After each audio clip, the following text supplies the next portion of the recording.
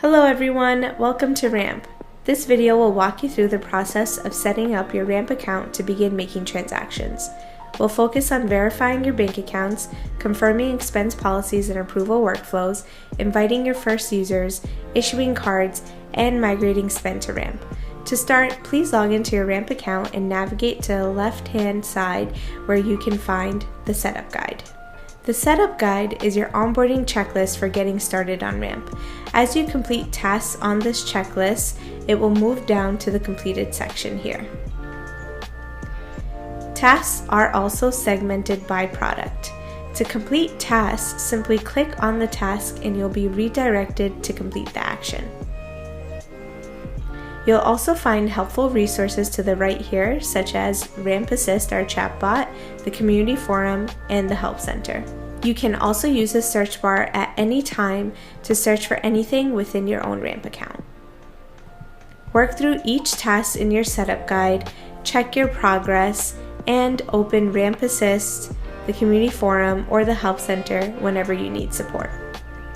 You can monitor your company's spend in the Expenses tab on the left. Here, admins and bookkeepers can view how much you've spent thus far within the company, your total Ramp limit, your payment date, and how much cash back you can redeem. If you scroll down below, you can see all individual charges made throughout the company, and you'll see whether they're still pending or cleared. On the top right corner under Make a Payment here, you can set up early automatic payments. Please note that Ramp will automatically deduct the balance from your bank account on your scheduled payment date even if you set up early automatic payments.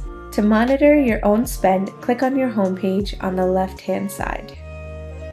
Here, you'll be able to see items that require your attention and cards issued to you. Click on the cards on the right-hand side to reveal card details like this, and you can use these boxes to copy the card number, expiration date, and the CVV code, as well as your billing address.